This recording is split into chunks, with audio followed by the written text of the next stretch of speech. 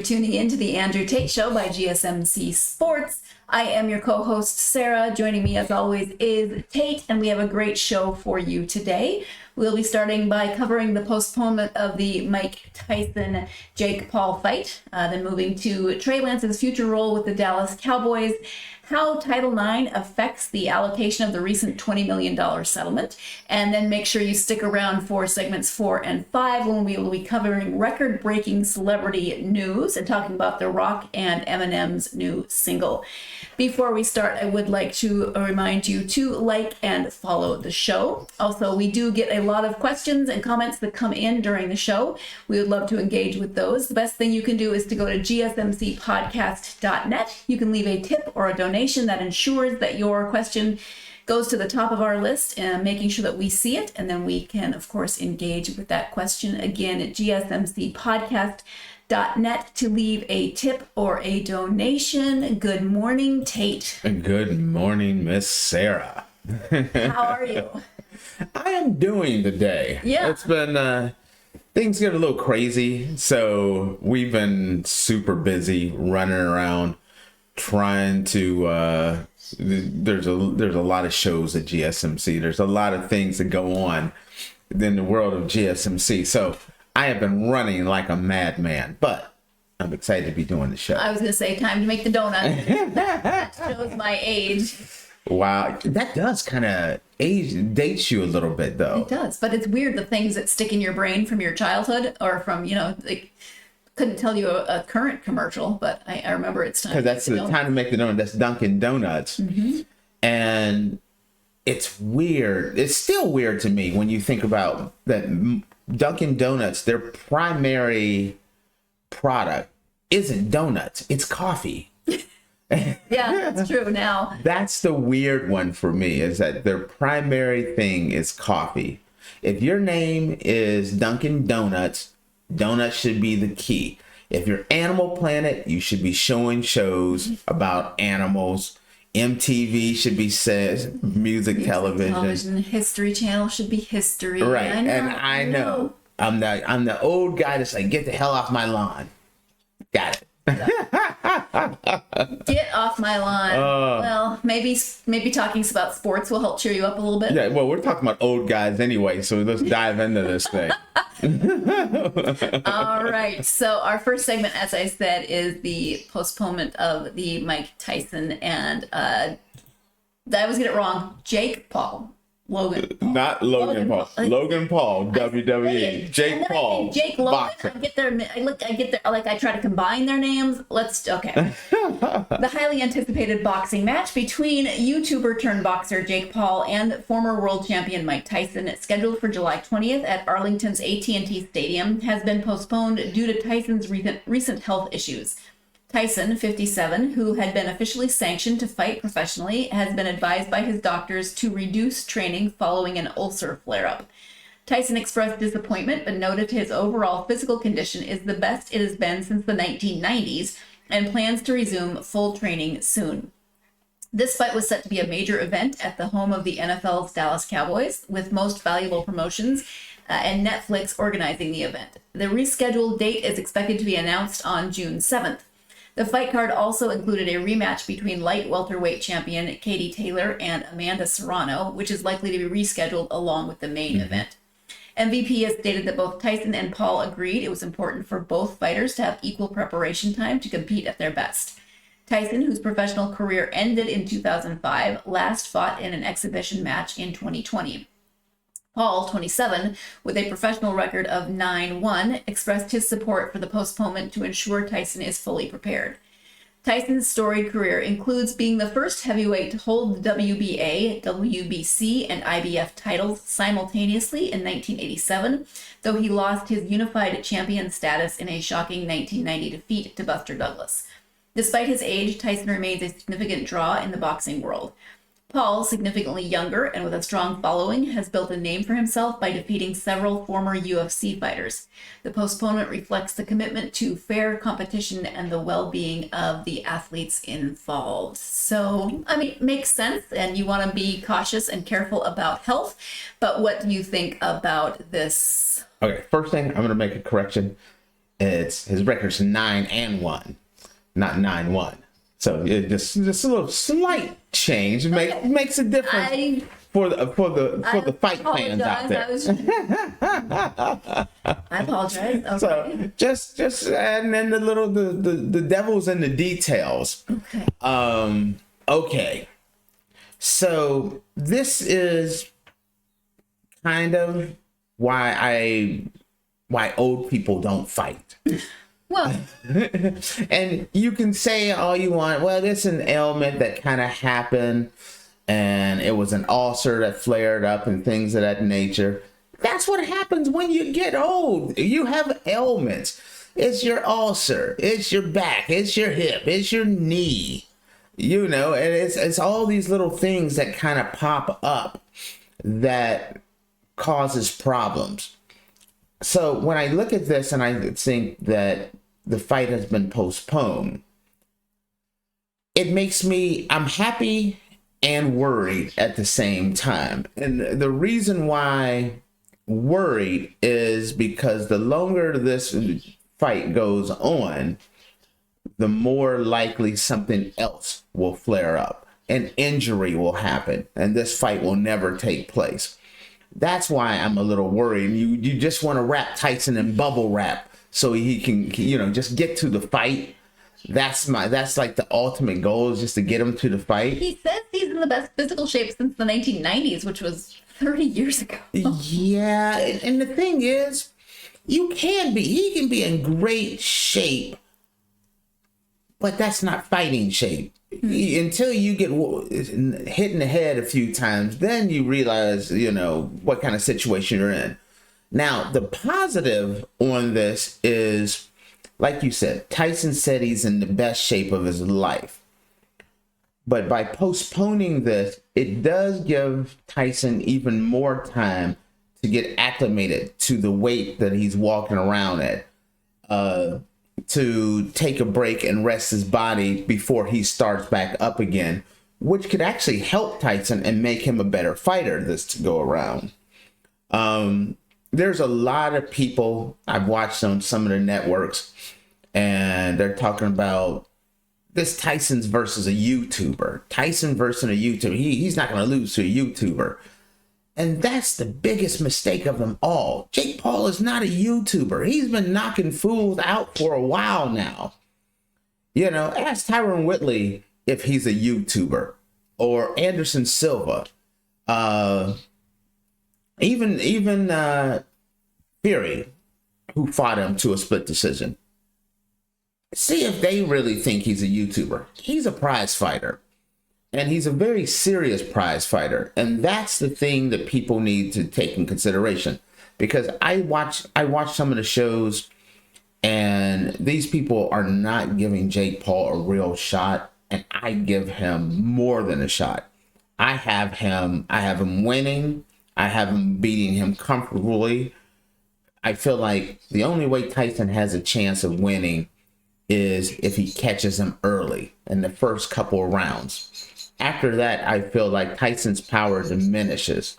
Now, I have said I am taking Jake Paul to win by knockout, actually, or more of a referee stoppage.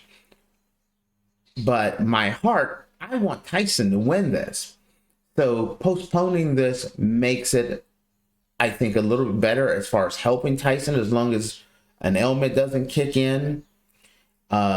How long this delay is going to be is concerning as well, because there's a limited window on when this fight can be done.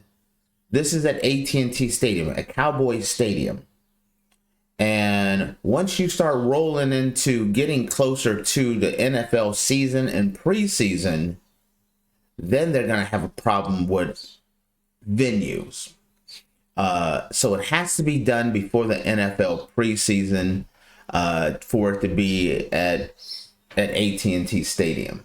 So that's my overall thought, is that I'm worried about the date and how much time. But when you're looking at it and you say Tyson had an ailment, he had an ulcer, you don't see very many 19, 24, 28-year-olds. It's like, oh, I can't do my fight because I got an ulcer that flares up. My arthritis in my hip is bothering me. That doesn't happen to young fighters, but it does happen to old men who are almost 60 who's trying to step in the ring again. And Tyson's no ordinary old man. I love Tyson. He's no ordinary old man, but he still are going to have old man element that's going to bother him. Well, and to your point about the timing, it could be tricky because it was originally scheduled for July 20th. They're going to announce the new date on June 7th, but that's, there's still going to be a lot of weeks in there before the fight actually happens. So yeah, I think it's hard to judge health-wise. Will he be healthy, or what else might happen? A lot of things can happen when you're training. When you're training, even if you're hitting the bag, you can as an old man, you can dig a little too deep and mess up your rotator cuff. You can sneeze and throw it back. You can famously, Daniel Cormier sneezed, threw out his back, had to have back surgery. He was never the same again. Daniel Cormier, former UFC champion, just for those who don't know who he is. These elements happen when someone's an older fighter. So that's the reason why I am truly concerned about this, because I really want to see this fight. I've openly talked about how I am pulling for Tyson to win this fight. I would love to see it happen. I don't expect it to happen, but I am truly wanting this fight to happen and for Tyson to get lucky. All right. Well, we just have to wait and see at this point. We are going to take our first break of this episode. When we come back, we will be talking, we were just talking about the stadium, so we'll be actually talking about the Cowboys and Trey Lance's role with the Cowboys. You are tuned into the Andrew Tate Show by GSMC Sports, and we will be right back. I feel like I'm losing my mind. Is everybody in the world blind?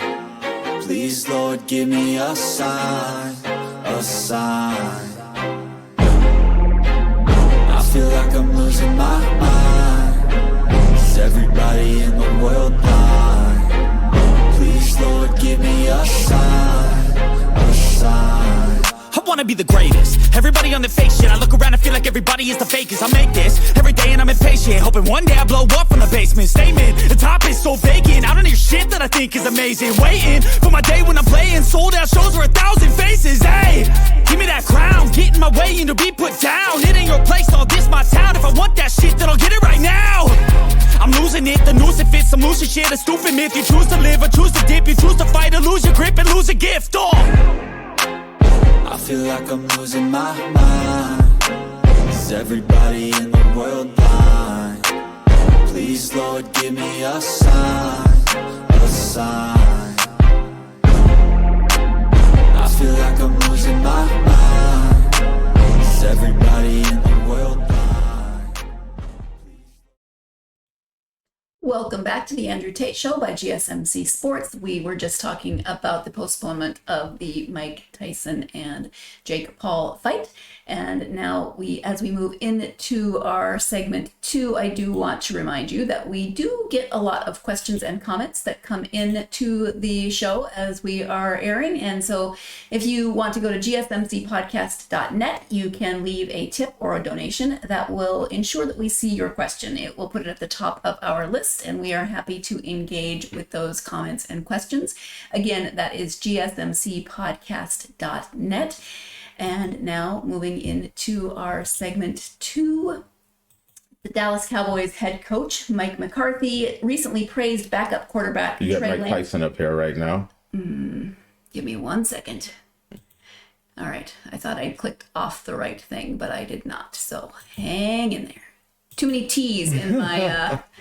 They're all T's. Look at that. Okay. Everything starts with a T. So the Dallas Cowboys head coach Mike McCarthy recently praised backup quarterback Trey Lance during the team's OTAs, sparking conversations about Lance's future role.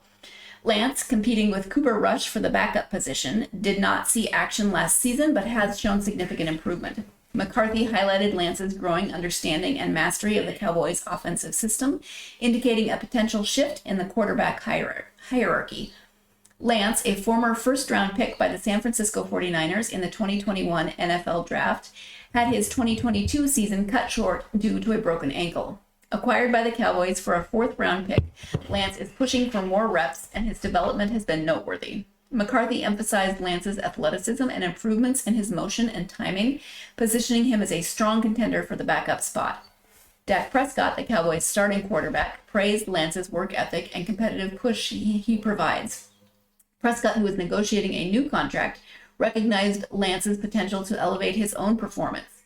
Cooper Rush, the current backup, also demonstrated his capability by leading the Cowboys to a 4-1 record while filling in for an injured Prescott in 2022. All three quarterbacks are set to become free agents after the 2024-25 season. While Rush has been reliable, Lance's youth and talent make him an intriguing option for the Cowboys' future.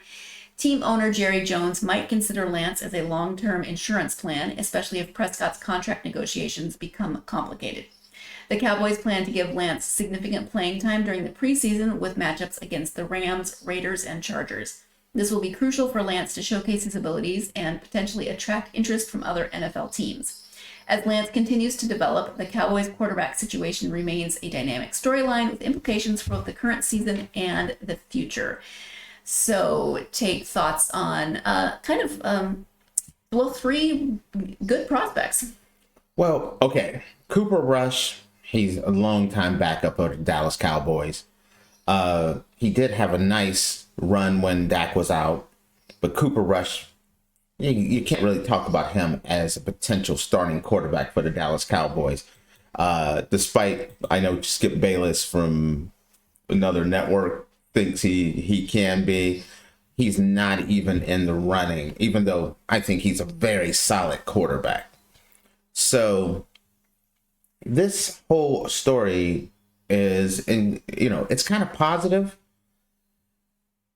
It's positive, but it's also, I worry that it's spin as well. When you look into the Dallas Cowboy camp, one, are they praising Trey Lance because of the fact that they have a negotiation with Dak Prescott, who can't be franchise tagged, he can't be traded, he's an outright free agent at the end of this year, and are they trying to put more pressure on him? Like, hey, we could go with Trey Lance if we don't go with you, as in hoping that that's enough to get him to sign a more Cowboy-friendly contract. Is this the plan for the Cowboys? Look, we ran with Dak for a long time. Dak's incredibly expensive. We have a lot of other really expensive pieces like CeeDee Lamb and Micah Parsons that we have to sign. Do we reset and go with the young quarterback and start over? And that's the thing that pops in my head is that the plan? Because I'm starting to feel that way, that this is Dak's last year, and they want to get a true look at Trey Lance before letting Dak leave. I don't think, to be honest with you, I don't think the Cowboys can sign Dak. That's the interesting thing, and here's the reason why. Dak's going to reset the quarterback market. Dak's going to be the highest paid quarterback in NFL history. Dallas Cowboys are going to have salary cap issues. There are going to be some teams that are going to be able to make a contract so big for Dak that the Cowboys can't match it. It's one of those things where you look at some of the teams and you're like, okay, one thing that people don't realize is you can carry some of the salary cap over. So making a situation where you make a very heavy front end contract for Dak makes it so Dallas cannot sign Dak. The Dallas will not be the highest bidder for Dak Prescott's services. So even if they want him back, I don't know if Dallas can bring him back. That's something that make sure you know, I am a Cowboy fan. So when you look at that, the only way I feel like Dak is coming back is if Dak truly wants to come back. Then maybe Dallas may not be the biggest contract offer, but Dallas will put out the biggest option, hoping that that's enough to sign him. Secondly, or thirdly, or fourthly, whichever one you want to look at that this way, I don't know. Is there a scenario where the Cowboys just look at Dak, look at what they've done the last few years with the weapons they put around them, Dak, the defense that they put out last year, and say, we're not going to bring him back. He's a very talented quarterback, but is he worth $60 million a year when you can get a Trey Lance at, let's say, a $25 million a year? So you could give Trey Lance a prove-it deal, let's say like a 3-year, 4-year deal, $100 million, and make him the quarterback of the future. You could franchise tag Trey Lance. There's a lot of things that you can do with Trey that you will not have those options with Dak. And if it's going to be, Dallas is going to be contending for a playoff, but are they truly contending for a Super Bowl? I say less now than ever. I thought last year was the perfect opportunity where the offense, the defense, everything fit perfectly, with the exception of the running game. The running game was their Achilles heel last year, and it ended up costing them. This year, I look at the team and I say a lot less players, no Tyron Smith. Like I said, they lost eight players to free agency. They didn't bring any major free agents.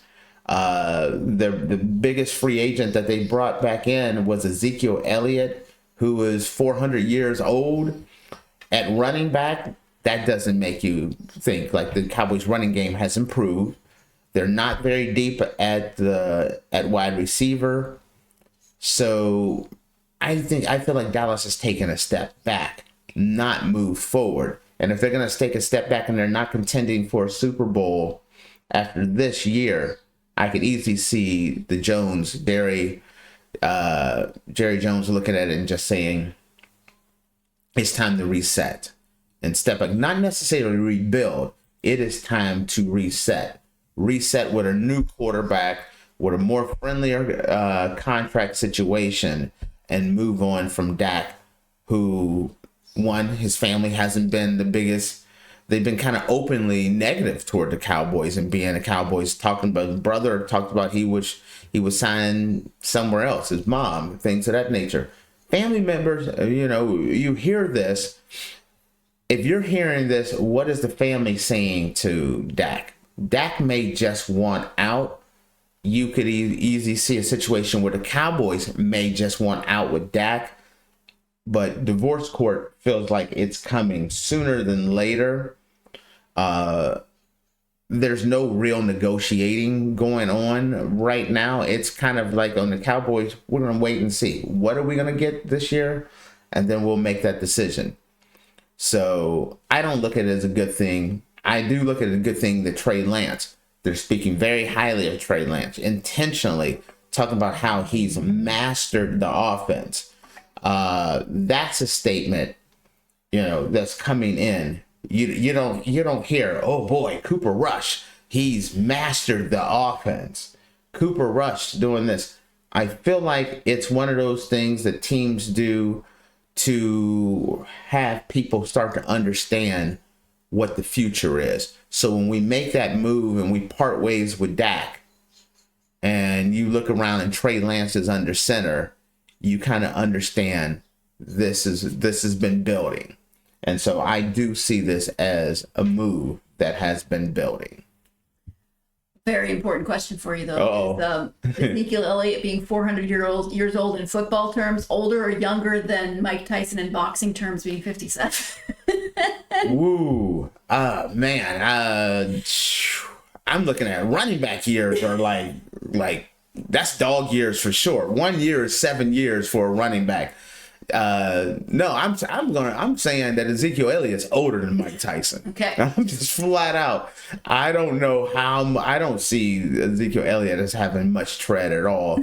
I'm thinking that Deuce Vaughn's going to be the starting running back, and Ezekiel's going to be that short yardage and goal line type of back. That's my prediction, but I'm not quite sure what they're going to do. Royce Freeman is in there. Do they use Royce Freeman a lot more? Make where Royce is the regular back and Ezekiel Elliott is the short yardage back. These are things I'm more curious about, because if Dallas doesn't have a running game, Dallas is in trouble this year. All right. Well, thank you for answering my very silly question with a very serious answer. We're going to take our second break of this episode. When we come back, we'll be talking about that $20 million settlement, more about that, how it affects Title IX and Title IX affects it. You are tuned into the Andrew Tate Show by GSMC Sports, and we will be right back. Looking for your daily fix of sports talk without having to pay for it? GSMC Sports Network is available on YouTube. Just search GSMC Sports Network. Get your fix of daily sports talk shows on YouTube, absolutely free.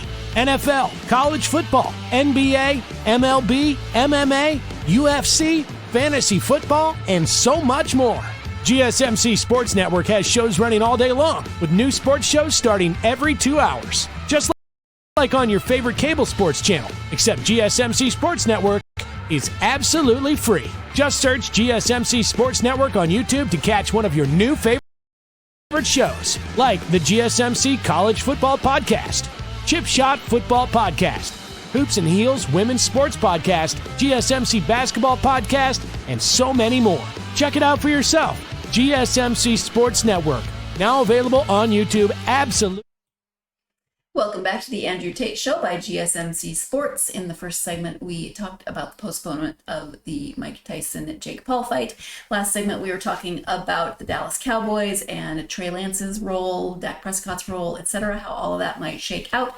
And now moving into this third segment, we are moving on to college sports and that recent settlement. Let me just get things set up quickly. And during the recent SEC spring meeting, a major topic of discussion among chancellors and coaches was the allocation of a $20 million settlement. The settlement has sparked a debate over how to distribute the funds in a manner that aligns with both the financial priorities of the conference and the legal requirements of Title IX. Title IX is a federal civil rights law that was enacted as part of the Education Amendments of 1972. It prohibits sex-based discrimination in any school or any other education program that receives federal funding.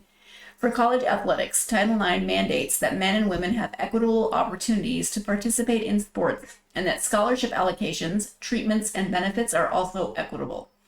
At the heart of the SEC's discussion is whether to split the $20 million settlement evenly between the men's and women's sports or to allocate a larger portion to football and divide the remainder among other sports. This debate is not just about finances, it's about compliance with federal law and ensuring that the spirit of Title IX is honored. Proponents of an equal split argue that doing so would directly support the principles of Title IX, ensuring that female athletes receive comparable opportunities and resources as their male counterparts. An even distribution would promote gender equity, potentially funding improvements in facilities, coaching, and scholarships for women's sports, which are often underfunded compared to men's programs. On the other hand, some argue that a larger allocation to football is justified due to the sport's significant revenue generation and high operational costs.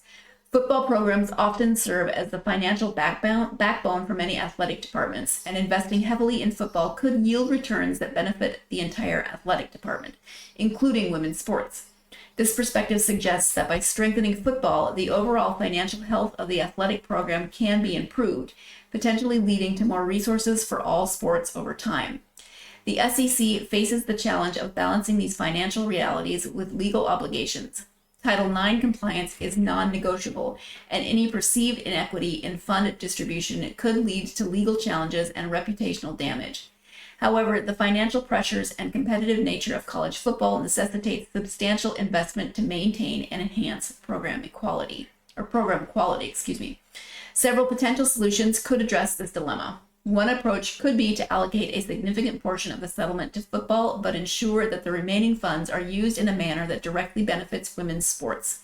This could include targeted investments in women's sports facilities, scholarships, and recruitment efforts. Another solution might involve setting aside a portion of the funds to establish endowments for women's sports, ensuring long-term financial support. This approach could provide a sustainable funding model that supports gender equity over time. How the SEC resolves this issue could set a precedent for other conferences facing similar financial decisions. The outcome will be closely watched by athletic departments nationwide, legal experts, and advocates for gender equity in sports. The decision will also reflect on the SEC's commitment to both compliance with federal law and the promotion of fair and equitable treatment of all student athletes. Tate, as we've said before, things just keep getting more and more complicated in college sports. Talk about this latest meeting and the conversation around Title IX. Okay, first I want to get a little clarification on a couple of things. When you hear the word settlement, it's kind of like, oh, they got a nice settlement that came in. No. This isn't some like Daddy Warbucks came in and dropped some cash on you. This is the settlement that the NCAA has had with the lawsuit for name, image, and likeness for the players who played in the past but were not eligible to make money with their name, image, and likeness. And so the settlement has been, I forget how many, it's like a $2 billion settlement that was out there. But part of that agreement is that each university needed to set aside $22 million for paying players going forward. So players can start making money and getting paid on a regular basis going forward. So there's not a financial windfall here.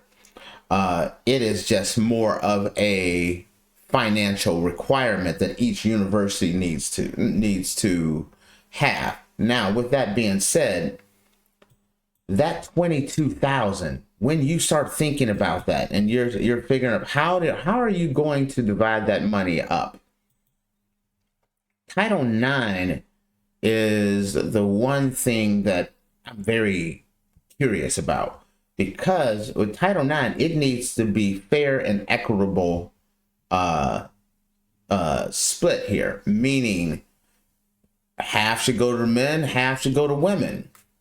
So does that mean you split that 22 and it's 11 for men's sports and 11 for women's sports?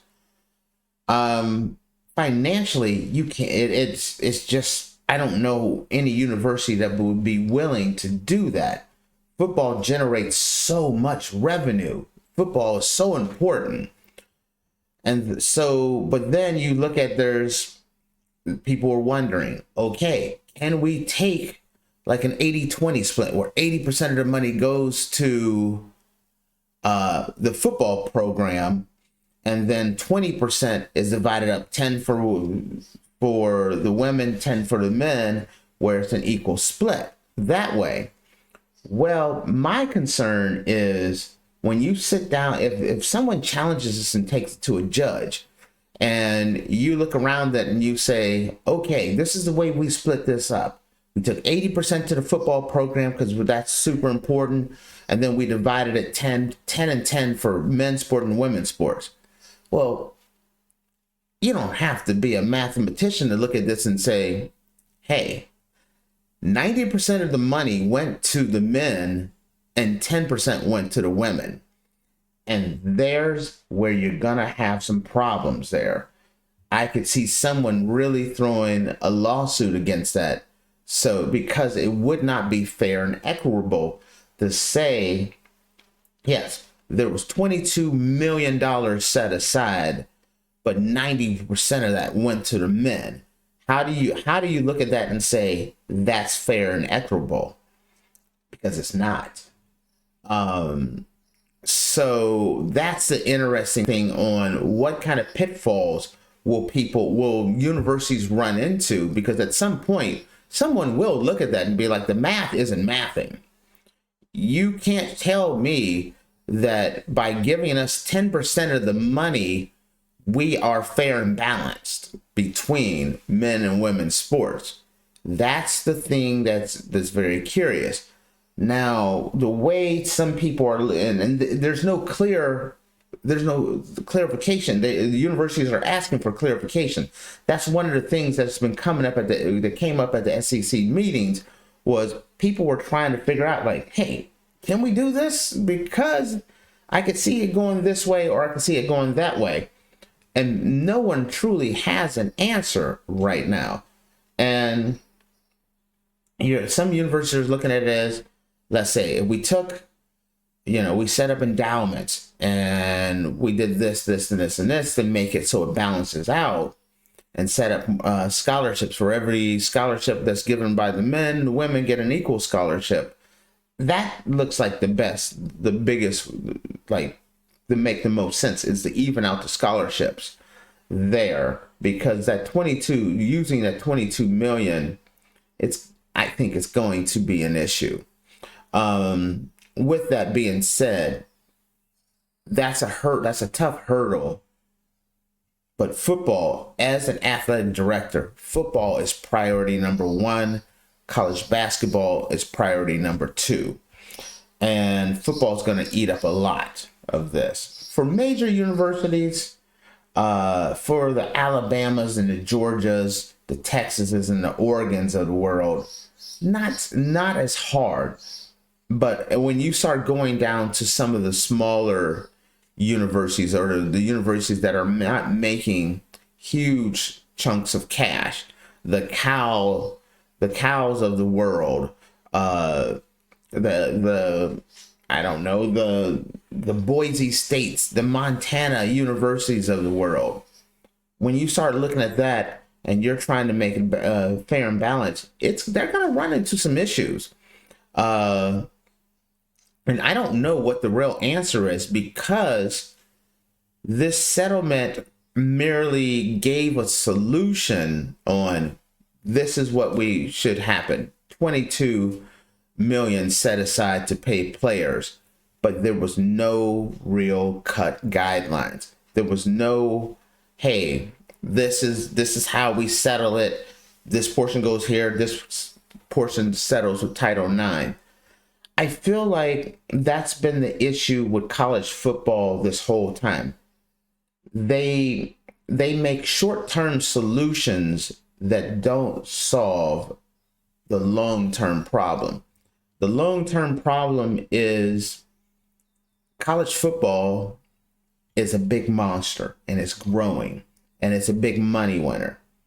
And eventually, college football is going to either have to spin off on its own, and then let college sports run, the rest of college sports run together with Title IX can fit in there.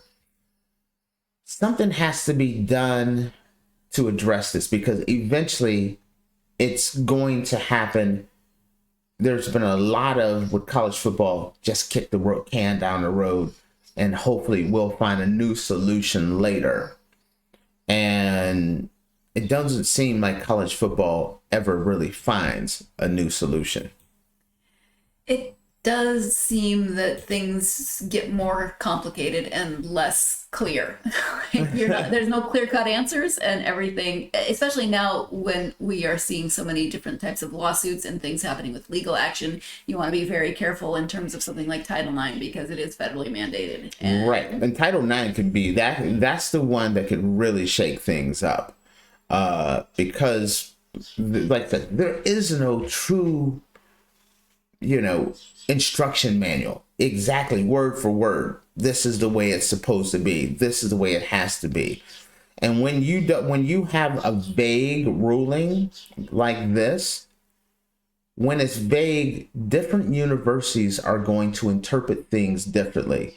As they start interpreting things differently, one university is going to look around and say, well, I looked over and Georgia's taking 80% and giving other men 10% in this school 10%, but then not realizing or not even noticing that, Georgia didn't put in, more scholarships for women, endowments, increase funding to, for infrastructure for women's sports. They've done all these other things.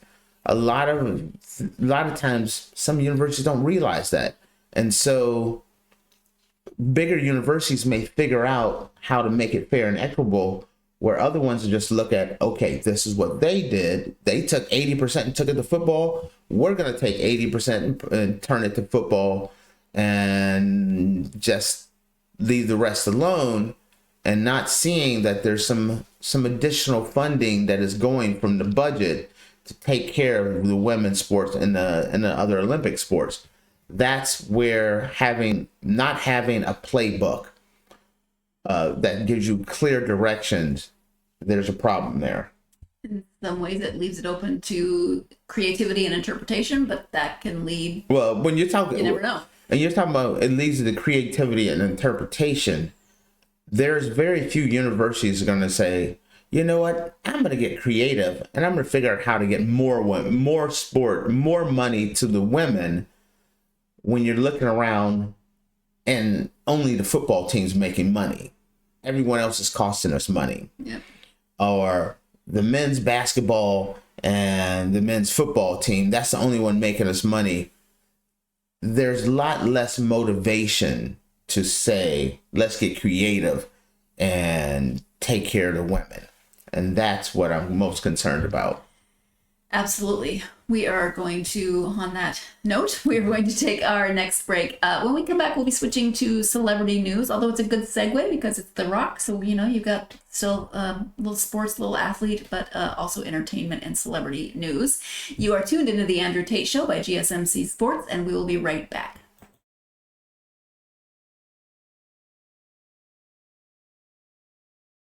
For the best and latest podcasts available anywhere, go to the podcast app on your cell phone and type in GSMC to access free content-rich podcasts on health and wellness, book reviews, sports, entertainment, relationships, social media, movies, technology, finance, and even weird news. Subscribe and download the GSMC Podcast Network's family of shows, available everywhere podcasts are found.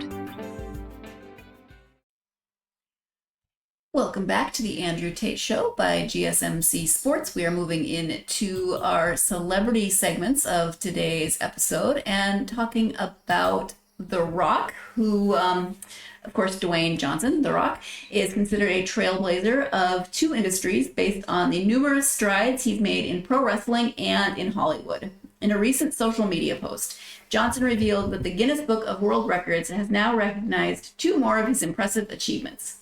Taking to X, Johnson revealed that the Guinness Book of World Records has confirmed the veteran pro wrestler as both the, quote, most followed actor on TikTok and the most followed American man in the world.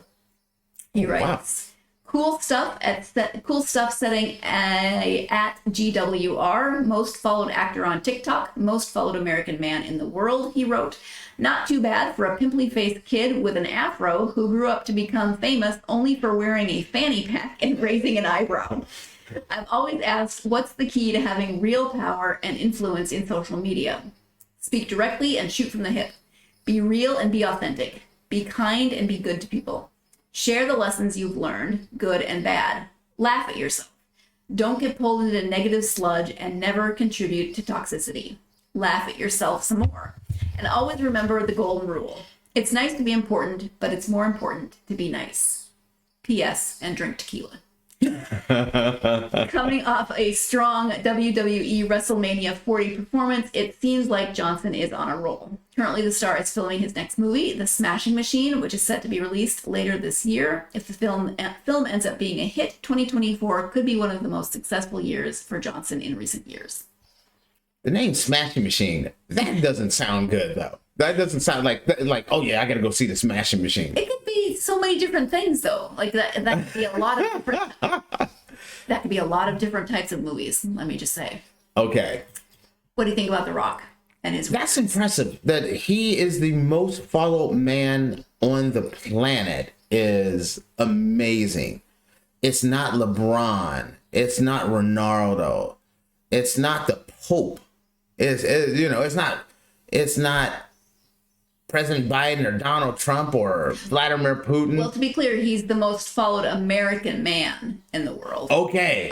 Okay. I'm like, what? The most followed actor on TikTok, so actor specifically on TikTok. Okay. The most followed American man in the world. So I think Okay. there is That I'm like, whoa, wait a minute. That's impressive if he's the most followed man on the I planet. don't know if they have them for each country. Is there the most followed German man in the world? The most followed, I don't know. I'm just curious if the Pope is updating his X account. No, I want to see if the Pope is doing it himself. Himself? He's in the Pope mobile and he's over there. He's doing his TikToks. I want to know if you love me TikToks and everything. Yeah, I like it.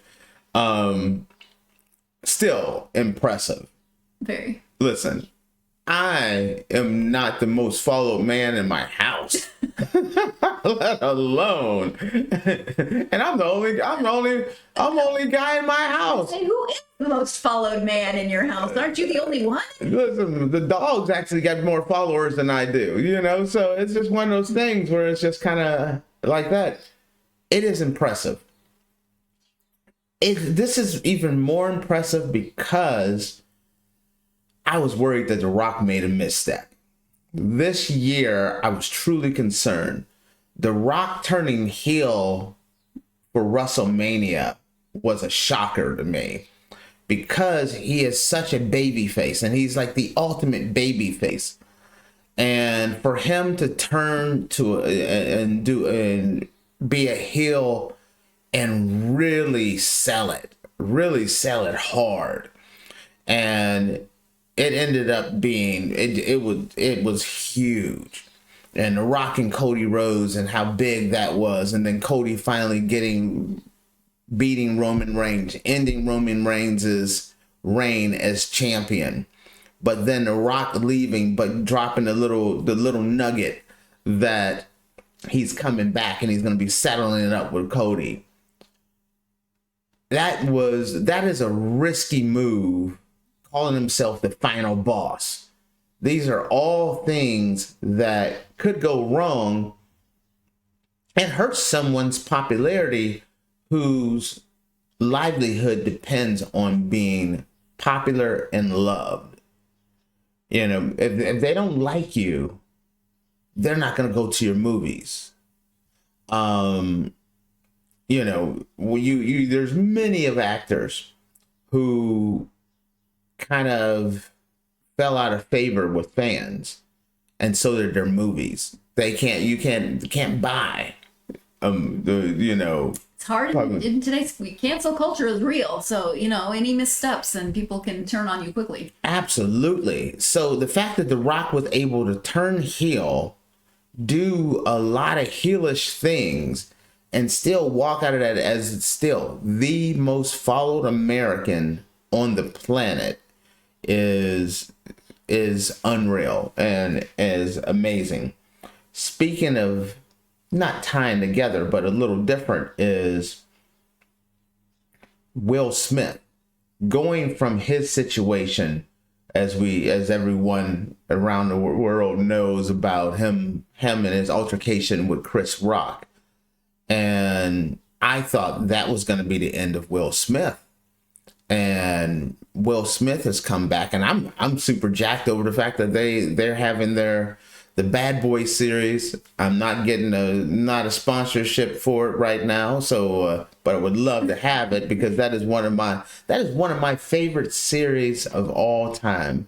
I will be at the theater watching the next Bad Boy, but looking at how The Rock and how Will Smith, these two guys, have kind of managed to make it through and still be clean and popular and loved is impressive, especially with The Rock trying to be turning to a heel, and Will Smith and all the things that happened with Jada, and then leading to the Chris Rock altercation.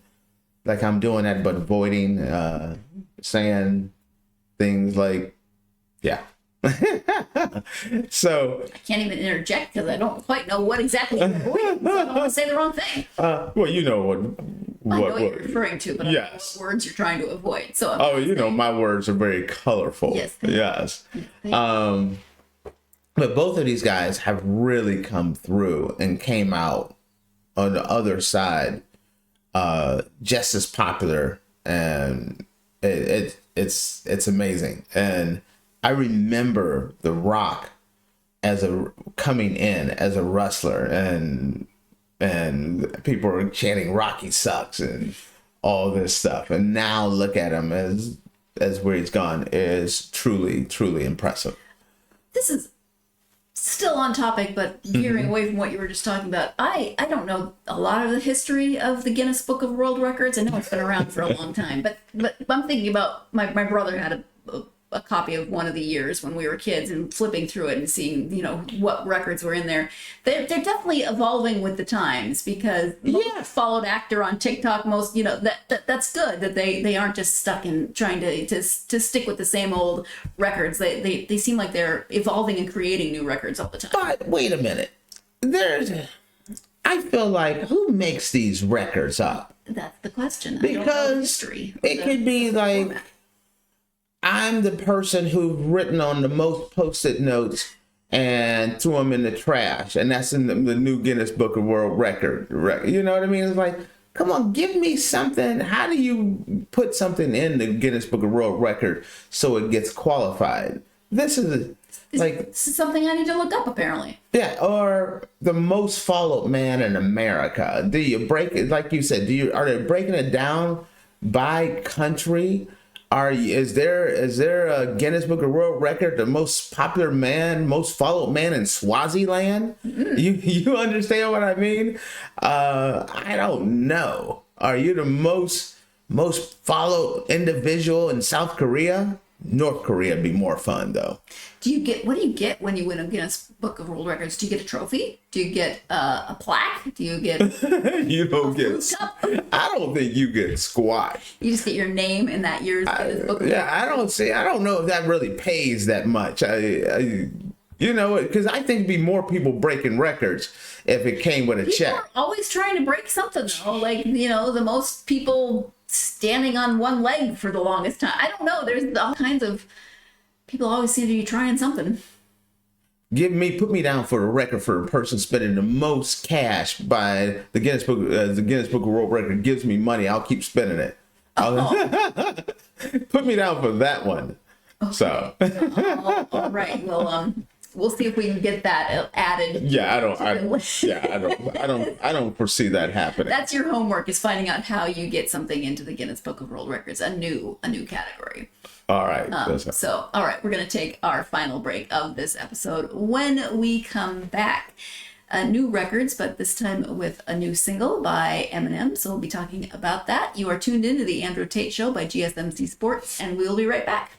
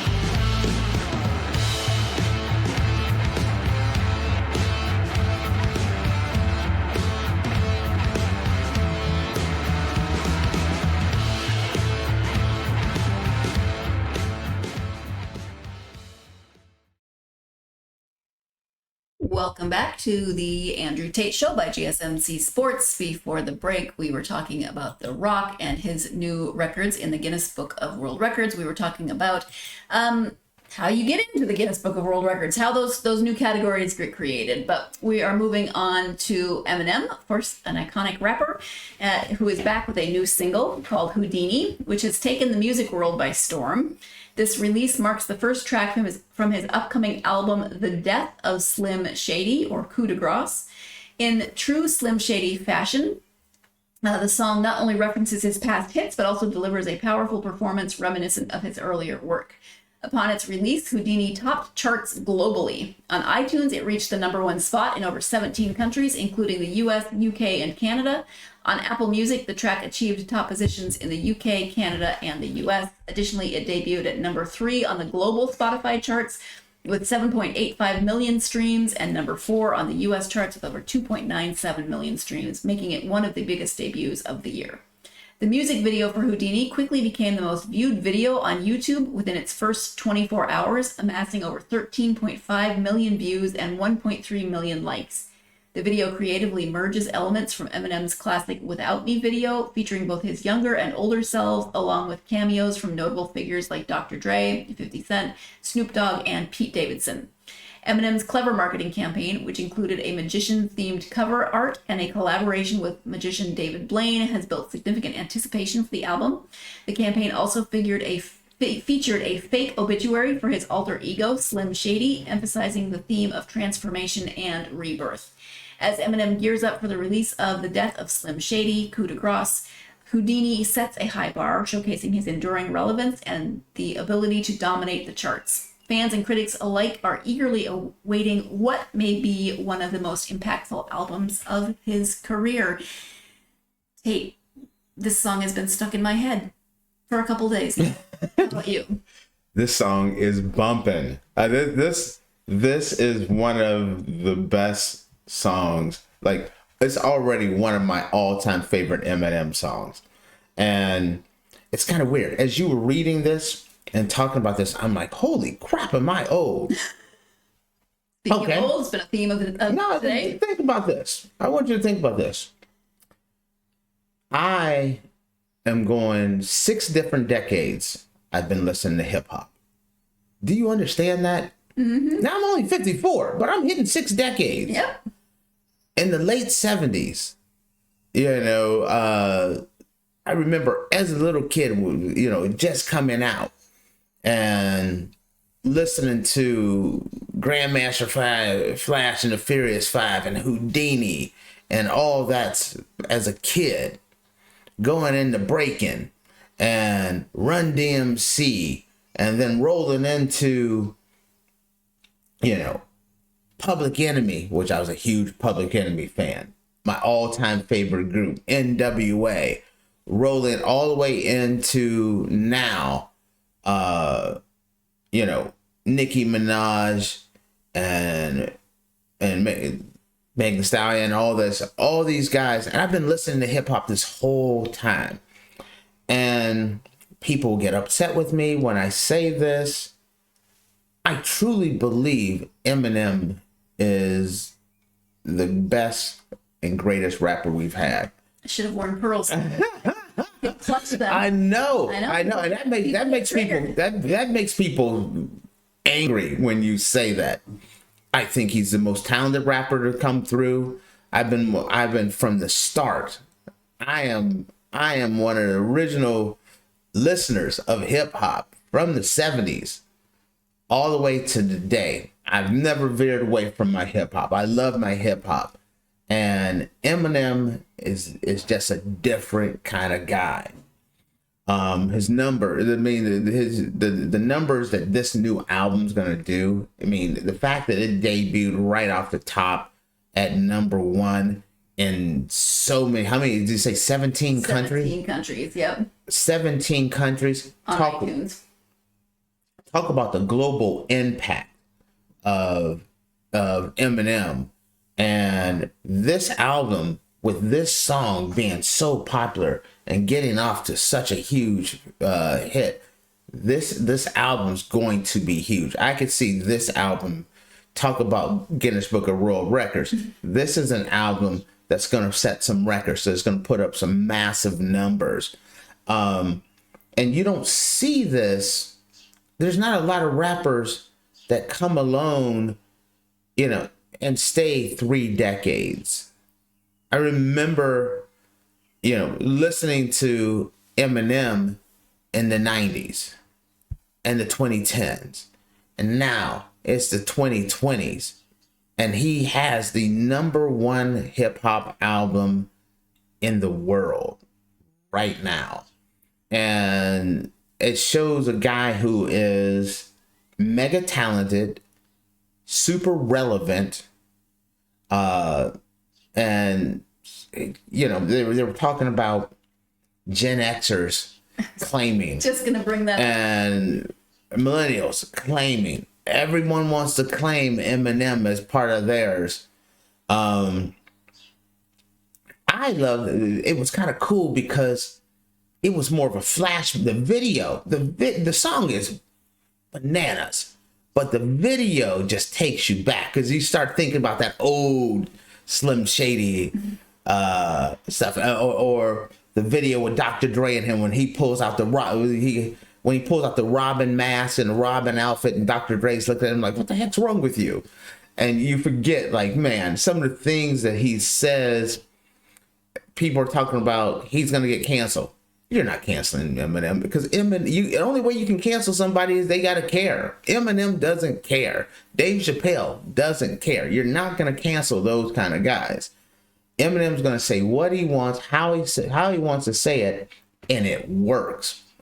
The entire day I saw the song, saw it because, you know, the video.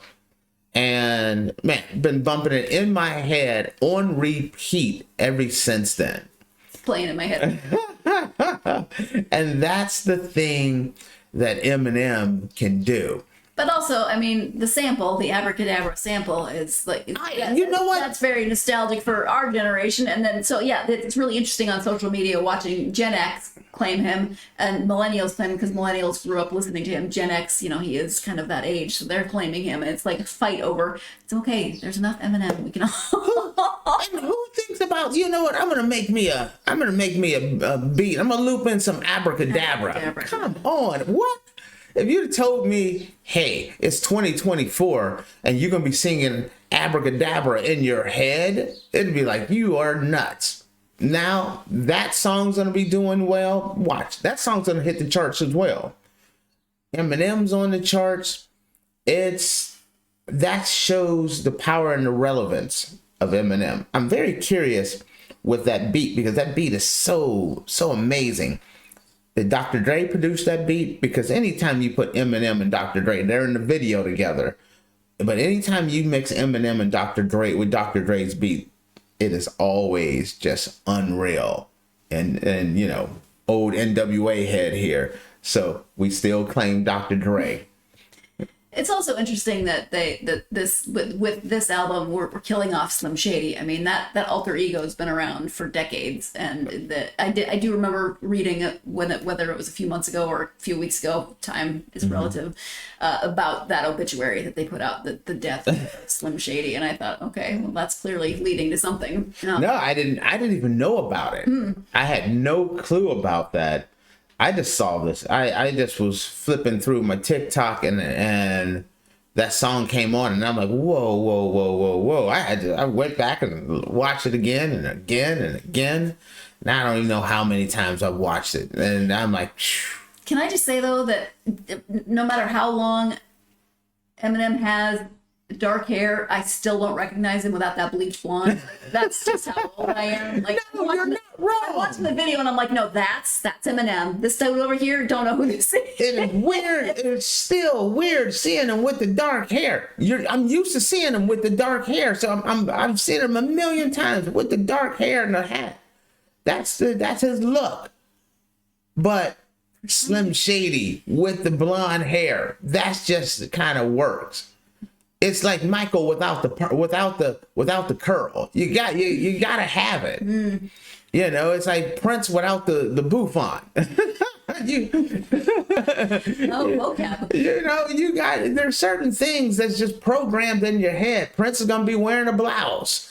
You know, there's gonna be a blouse, there's gonna be some ruffles, and there's gonna be some lace. So you're talking about Prince. Probably some platform heels. Yes, that it's just certain things go with these guys. But man, Eminem, he did it this time. This is one of my favorites.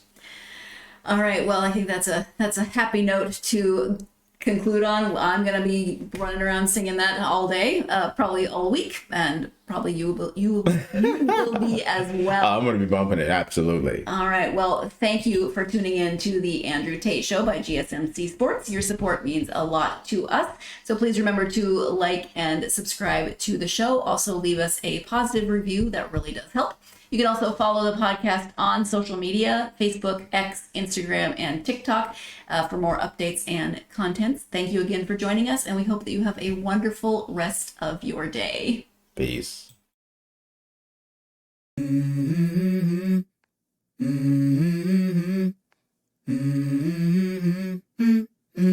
Let's go. I wake up to a little bit of drool on my pillow, feel like it's gonna be a bad day. Yeah, I'm tired of shit, and the coffee ain't hit yet. Damn, ain't that great. I don't wanna go to